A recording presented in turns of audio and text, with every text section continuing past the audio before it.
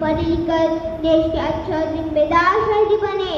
हम मुल्क की खिदमत करें, मुल्क में बाहमी इत्तेहाद बनाए रखें, मुल्क की खातिर कुर्बानी का जज्बा बनाए रखें और हमेशा